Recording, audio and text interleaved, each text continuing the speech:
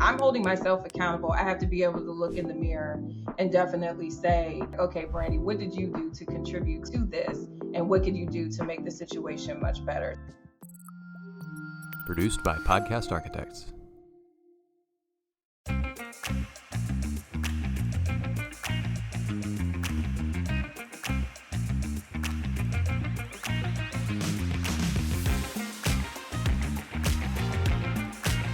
Welcome back to another episode of The Path Forward. As always, I'm your host, Dr. Rick Fernandez, and I have a very special guest with me today, someone that's going to help me blend a little of the public and the private, if you will. Brandey McDonald from Fengate, project director and P3 award winner as of last week. Sorry, you know how to get that in there. Welcome to the show. Thanks, Rick. Thanks so much. So happy to be here with you. I got to ask, before we even dive in, who was the first person you called or text when you won the award?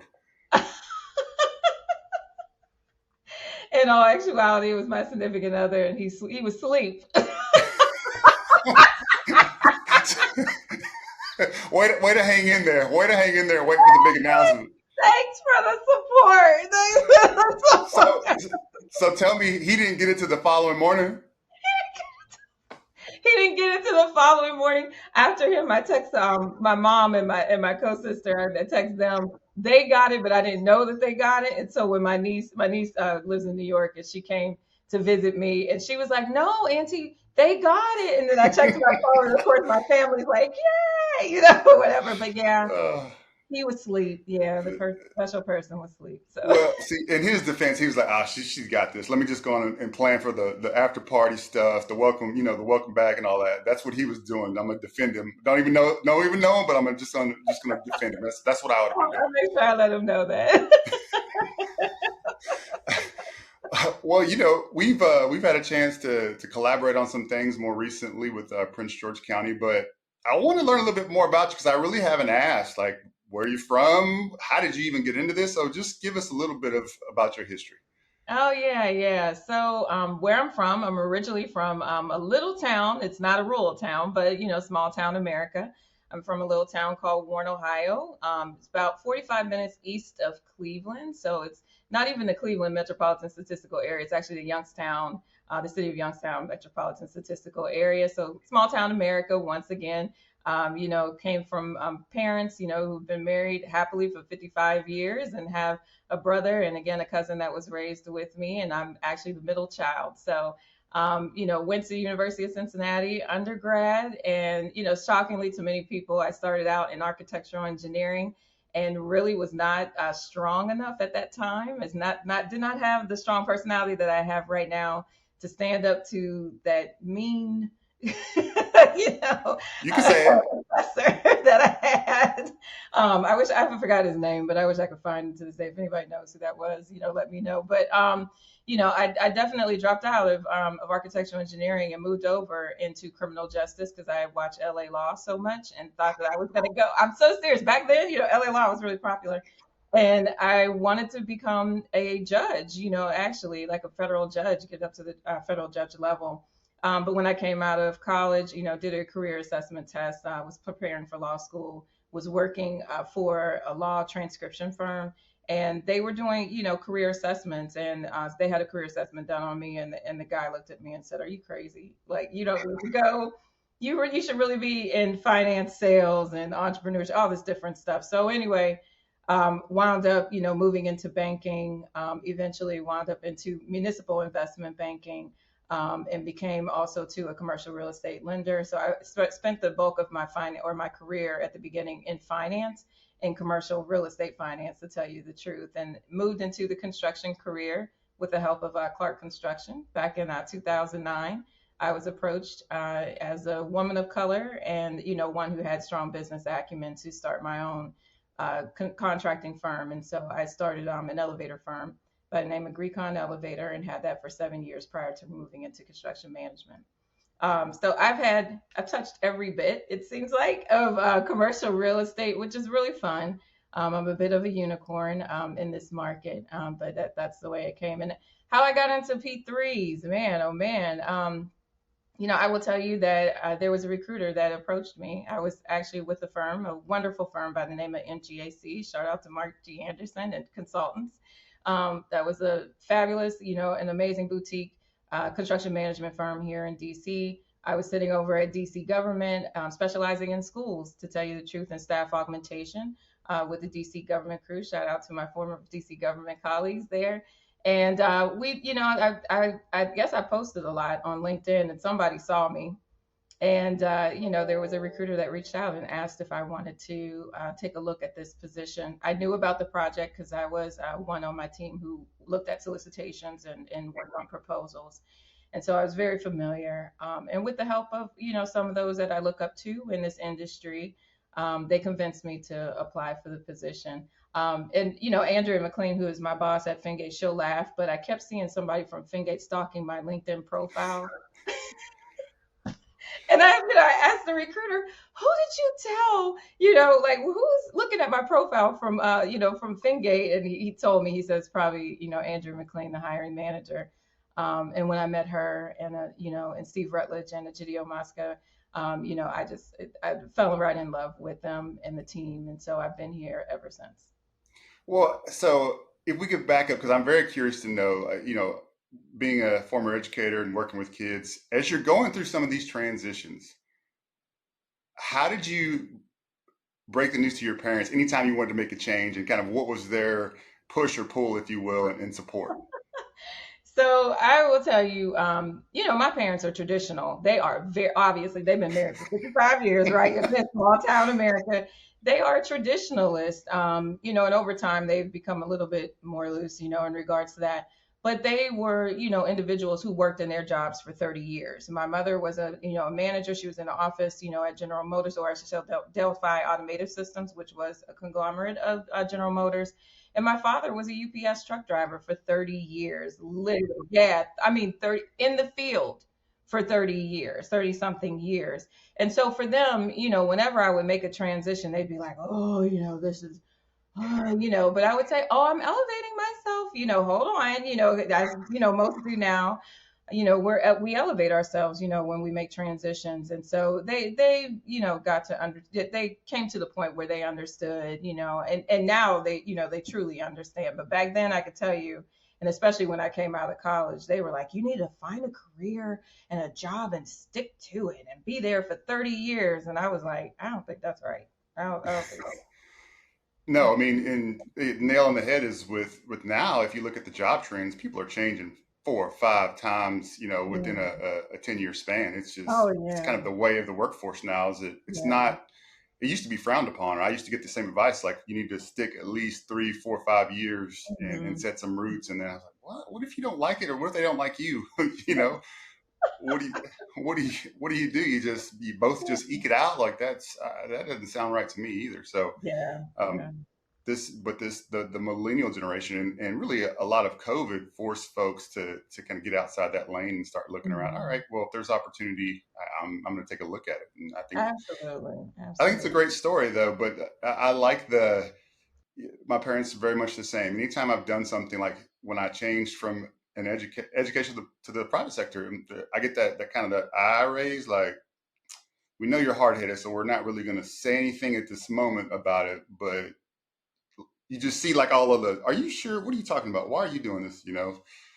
Um, but so why Fengate? Like, is it more fit? Is it the people that you work with? Like, how do you go? It seems like you have plenty of opportunities. How do you know where to go, and why do you stay?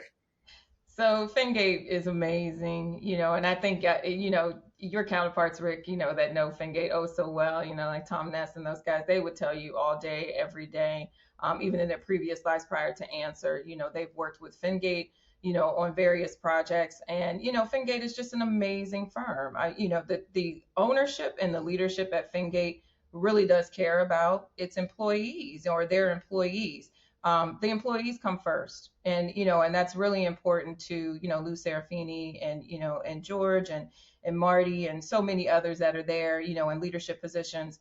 at Fengate, just the fact that they really, really do care about their employees. They want to make sure that, we know if we have a plan, for where we want to go, that they're able to fit, or we're able to fit within that plan at Fengate. And so really it's just a great company. And it's not just the fact of the employees. It's a reputable company that has been around for 40 plus years. In addition to that, they're one of the top, developers and equity providers in North America, as far as P3s are concerned. So you couldn't be with a better company. Oftentimes, when I walk into rooms, at various, whether events or conferences or whatever else. And I will tell you, my very first P3 conference, when I got to the conference, there were many people. They didn't know who I was. I didn't know who people were. Obviously I'm a little bit nervous. I'm going to be on these panels, and I'm like, okay, I just walked into this space. I have no idea what I'm talking about here. I know public sector, but I don't know P3. But the one thing that made me feel really comfortable was when I did show up at these conferences and people looked at my name tag. And the first thing that they saw was Fengate Asset Management. And everybody, I mean, everybody was like, you work for Fengate? Where do you live? You're in the US? Like, what's going on?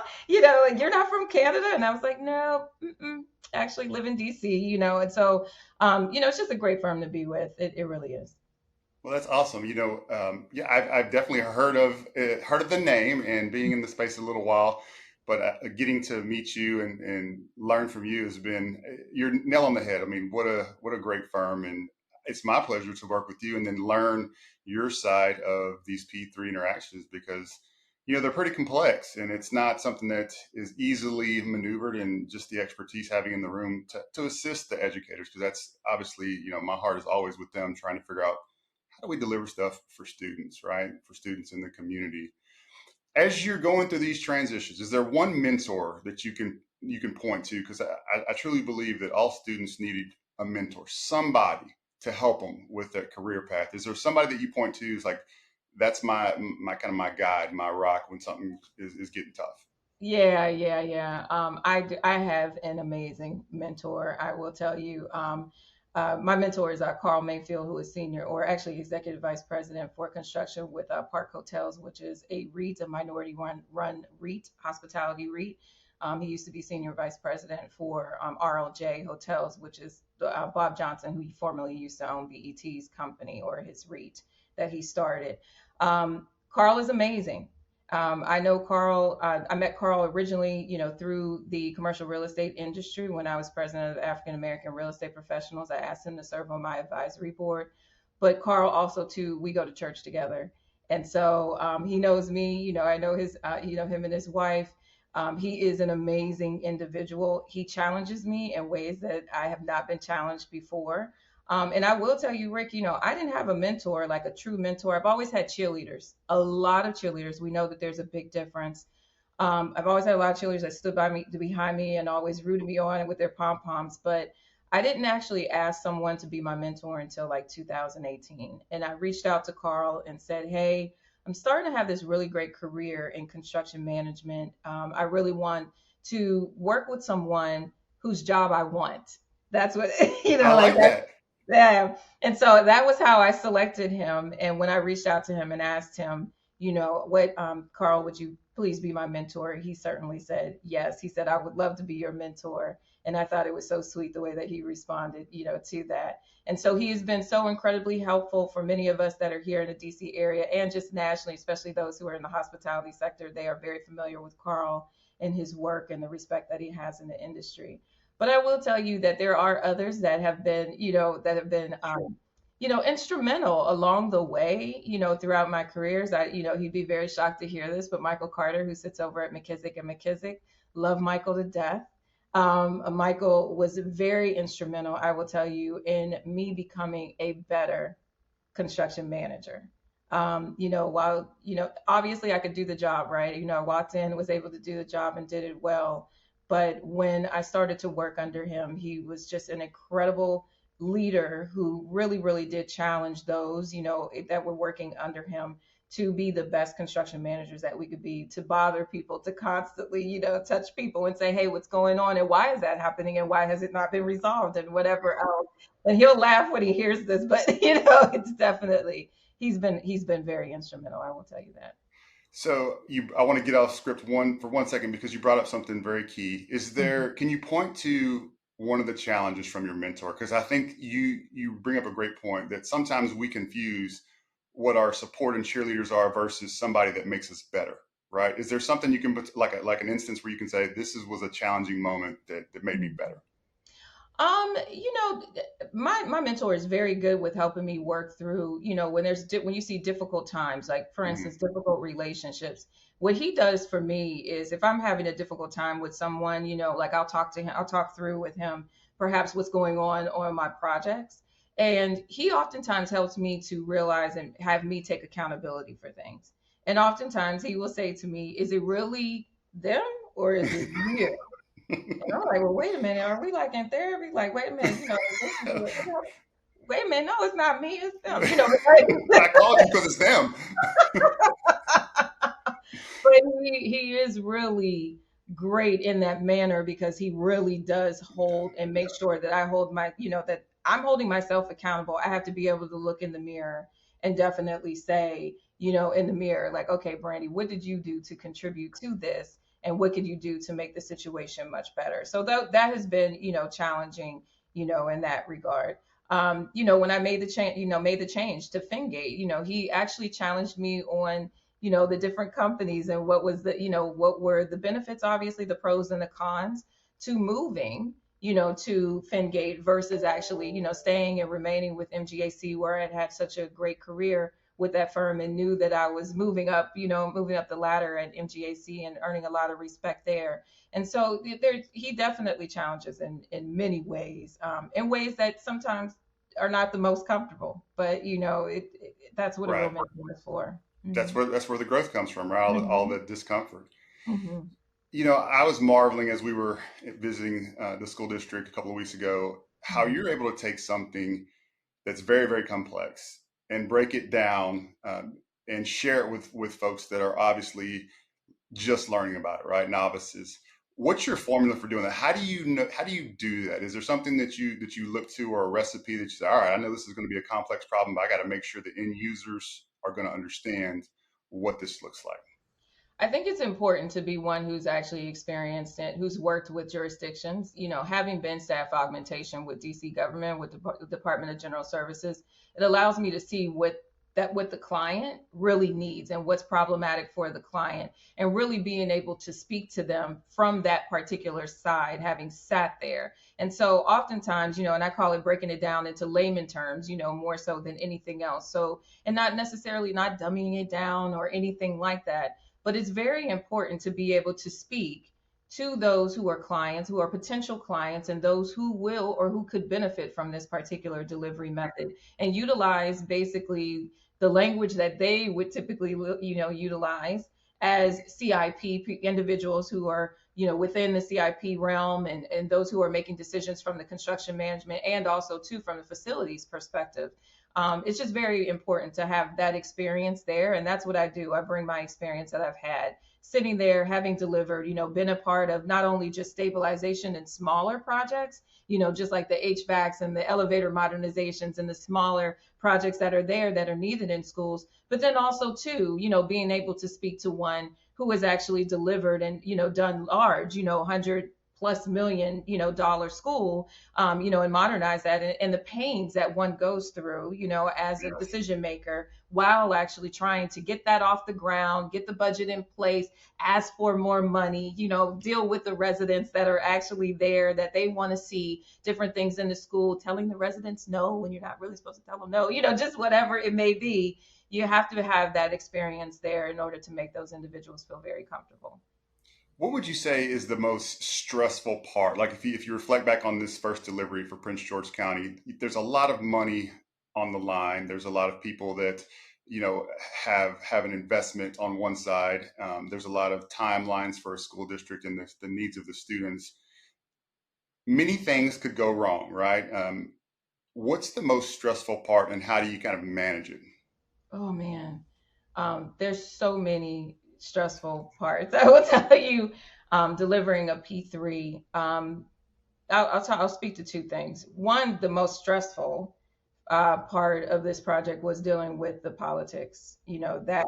that was incredibly stressful, especially when you have new politicians who come into play, and have not, seen a project of this caliber. We had some naysayers, and and of course that it was my job, along with our lobbyists, to sit and have those conversations with those politicians to assure them that this is the right step for Prince George's County in order to make things happen for their residents and to basically keep up with the growth, there for these residents and their children. And then also too, I will tell you the transition process. Oh my gosh, like that. That's all right.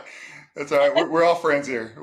And I will tell you, Sean laughed at me, Sean Matlock of PGCPS. He picks on me because the day that we turned over on, I think it was July 15th, I work from home, because obviously, Fengate is in Canada and I'm here in the DC area, but that day I literally jumped out of my seat and, got in my car and like showed up, on the project site, like what is going on? And this was, like, or I should say on the day that we turned over, I was there, but there was another day throughout the transition process is what I'm speaking of, when I literally had to jump in my car. And this is when we were turning over keys and, to the administrative staff. And it didn't, it wasn't, it wasn't the most pleasant experience, I will tell you that. But the team got it together and we did what was absolutely necessary. And I'm hearing, from my colleagues, at Fengate, who actually work on these projects all day, every day, and have seen numerous. One of our VPs, Egidio Mosca, has been, he's seen 10 of these, 10 different transitions of That's these crazy. projects. Yeah.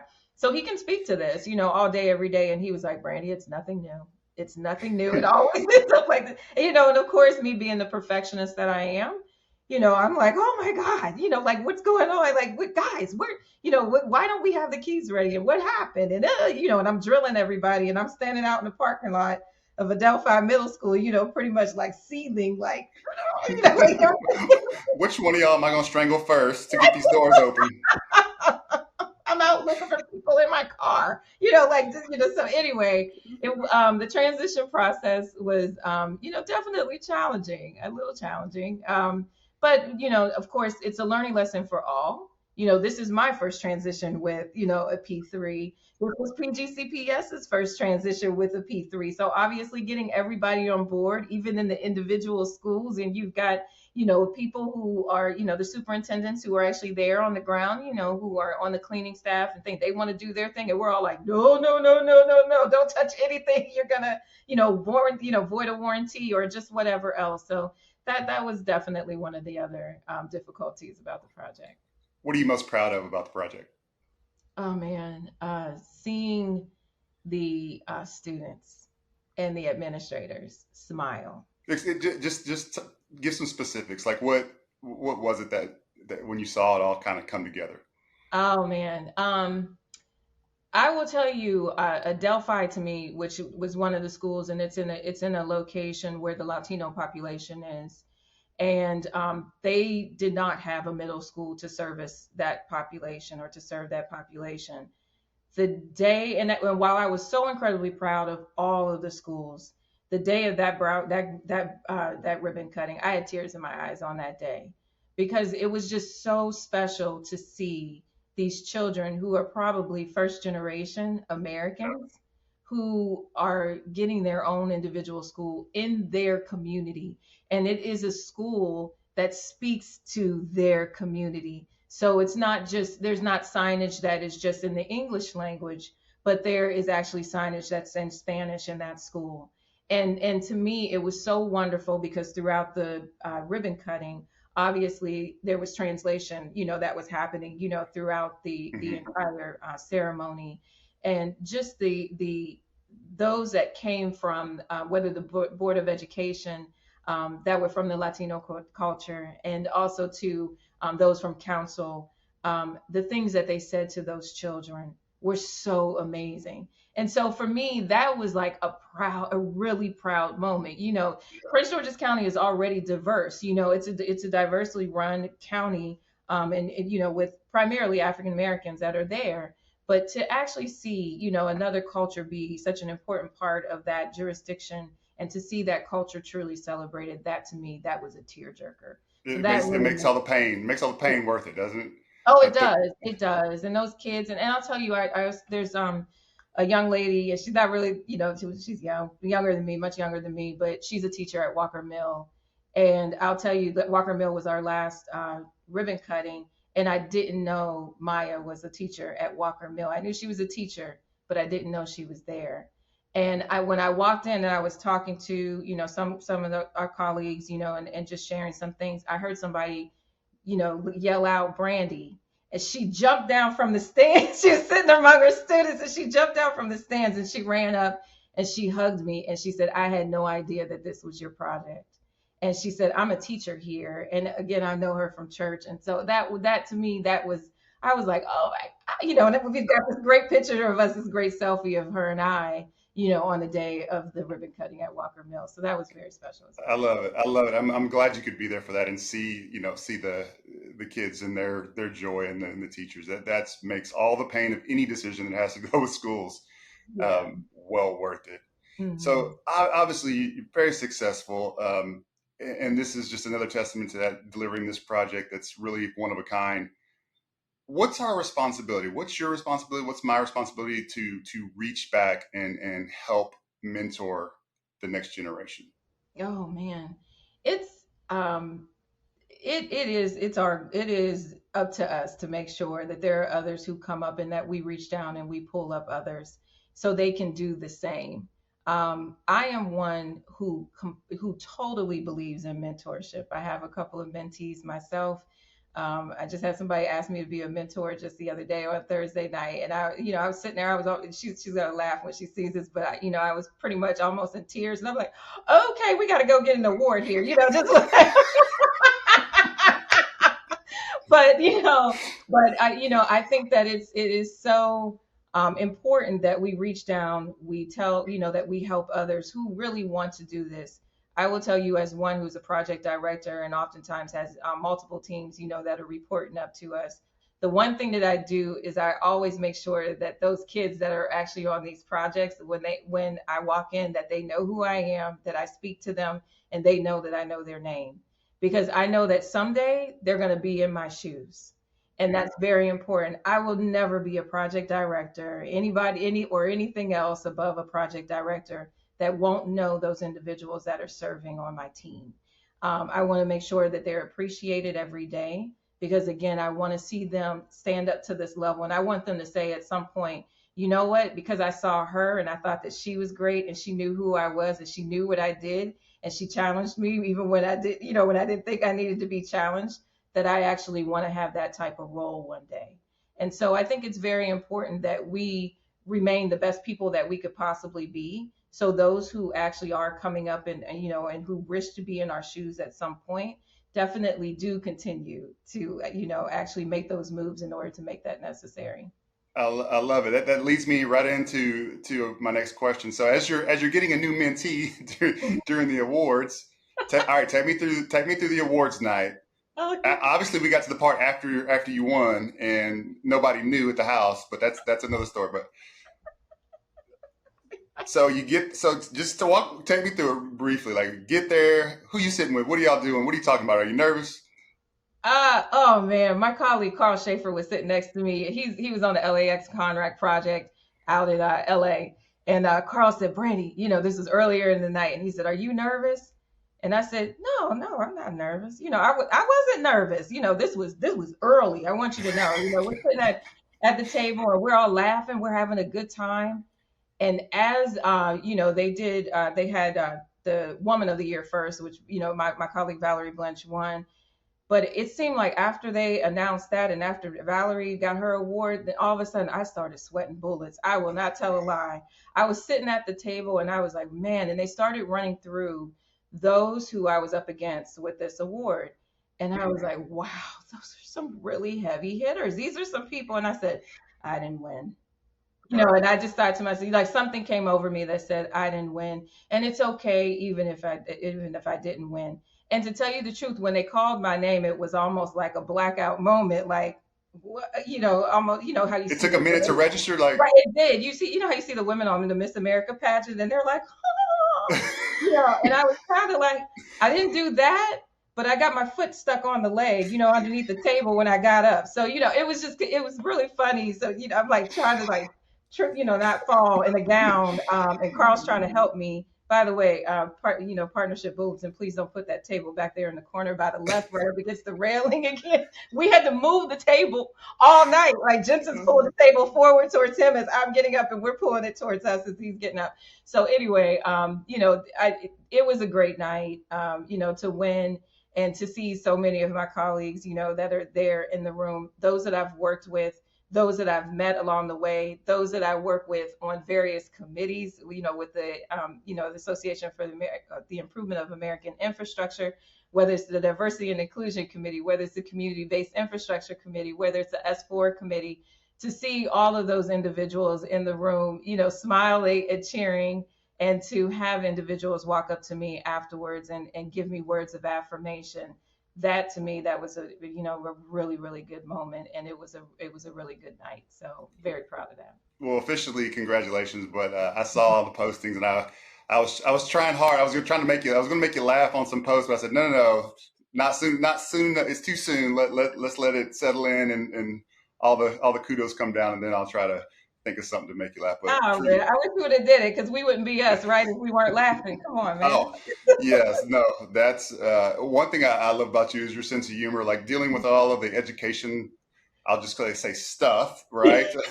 It just you gotta have it, and it brings me to that next point. Have a little fun. Do you remember when we were at Prince George County, and Sean and Jason, shout out to them, we're talking a little bit about the urgency, and then you kind of launched into a little bit of a speech about how ready they have to be in terms of their team. That was the best speech I had heard in a long time, told to educators. Well, and I think the difference was, and especially living here, I know what jurisdictions are kind of doing what, right? Who has what consultants, whether it's NGAC, Brailsford and Dunleavy, McKissick, who's doing what and who has what on their teams. And it was a little bit different for PGCPS. They did not. And I am so serious. Can you recreate that? Can you recreate it? Pretend I'm Jason. Yeah, what I said to Jason, like, when I first came on board, and I was like, where's your owner's rep? Like, no, this is not going to happen, without you having an owner's rep. Like, Jason, you are not a construction person, like you are not a construction, professional. You cannot do this by yourself. Like, where is your owner's rep? And he took it to heart, and he was like, what, I got to get an owner's rep. I kept saying it. I put it in my reports to my, to those that I report up to, our steering committee. And I was like, Prince George's County does not have an owner's rep. This is a problem. Like, we've got to get this in place. And he did. He moved really quick, and he put one in place. But the urgency, oh my goodness, that to me, I was like, how is this even happening without that, being in place? And a jurisdiction does have to be ready. Absolutely. No, absolutely. But that was a key message, and a point that I have failed to make or include in other discussions about the level of urgency is different with this type of procurement, and but I loved it because that sometimes can be we can get in our own way. I'll just say it like that, right? But no, but Jason is obviously very talented young man, but I would have been the same way. I'd have been like, what do you mean I need to own this? What are we talking about? Like, owning what? What are they going to own? I thought we said it was our schools. They can't own the schools. Like, I don't think that's going to fly. Like, that would have been me sitting there, because you work in schools and you get used to the natural way of doing things. So, but I love the story because it was great, like eye-opening moment that, we've all had on the school side of things. So. Oh yeah, absolutely. Got to be real. Got to be honest. There are some individuals, in school systems that, don't always understand how honest we have to be. But I can tell you, as one who's, been in construction management for a number of years now, I definitely believe in being honest, sometimes probably too honest, and sometimes I have to shut it off if I'm not talking to somebody who's on the construction side. But the fact is that, we are who we are, and we're good at what we do because we are honest and we share that information. And with Jason, I know Jason appreciates this. There's been plenty of times when I've said to him, off the record, hey, you, you know, Yeah, let's get it together. like, just whatever, like, look, that's not gonna work, just whatever else, and or just, putting my owner's rep hat on and literally saying, hey, Sure. Jason, I know you want to fight for this, but I don't know if that's, I don't know about that, like, let's really talk about this. So anyway, we've got to be the best that we could be. What do you do? What do you do for fun? Oh man. So fun, golf. Not now because it's too cold. But golf is one thing that I definitely enjoy. I didn't get out much this year. Unfortunately, my counterparts that golf with me, they have some nicknames for me because I didn't get out with them, Mhm. unfortunately. But that is one thing that I truly do enjoy. And then I also too do enjoy sewing.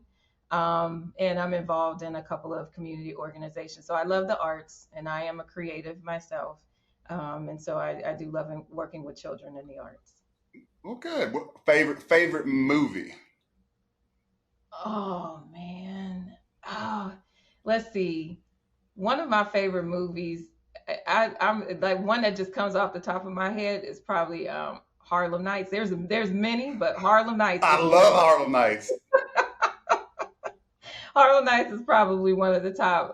Sits at the top of my list. There's a few others. Well, I was going to ask you to do a little bit from pick a couple of quotes, but it's probably not safe to pick from that. But oh, I love Harlem. I see such a big Red Fox Yeah, fan. Like I just love. yeah, Oh God, that's a great movie. absolutely. Okay, last one, and I'll let you go. What's next? What's next for Brandey? Well, we'll see. We're continuing to, obviously, with Fengate saying with Fengate, and we'll see what happens. We're looking at, more projects that are coming online. We're trying to see what projects are going to come online. I think what's next for me is, just making sure that, more jurisdictions know, working with, AI, and individuals like yourself, who I love working with, to make sure that we educate these jurisdictions out here. And I think it's more so. I think a road show is probably what's next, more so than anything else, to be out here in front of these various jurisdictions and telling the story of PGCPS, telling the story of the benefit of P3, not just in schools, but also to in any type of social infrastructure, because we know that this is so very new here to the United States. I think that's really what's next for me. Well, awesome. Well, I would love to be a part of any road show as long as my folks that answer are good with that. They've Yeah. given me a lot of reign to come and learn and be a part of things. So I truly appreciate that. Well, Well, we'll just say this: Tom, give Rick what he needs. Okay, that's it. there you go. You heard it here first. Tom Ness, you heard it here.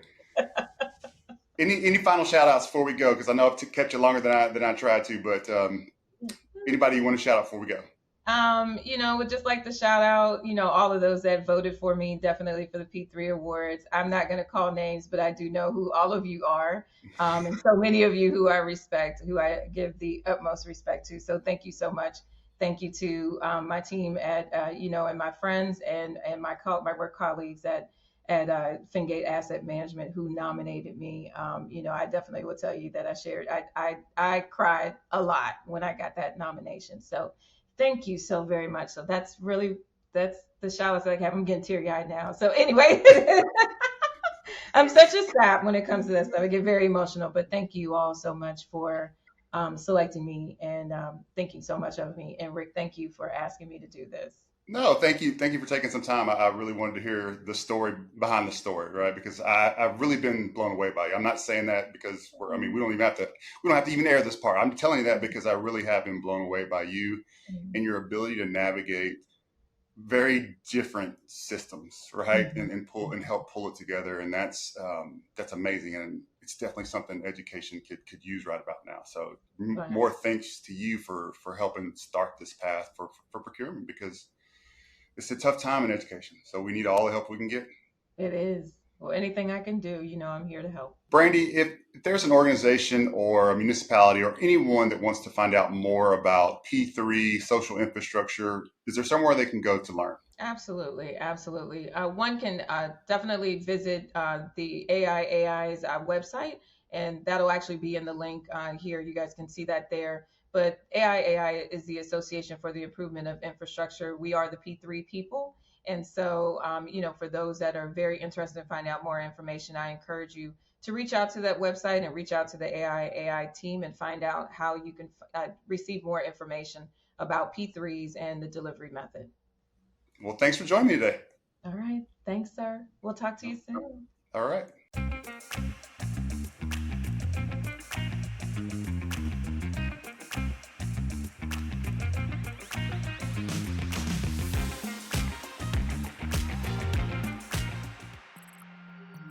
Produced by Podcast Architects.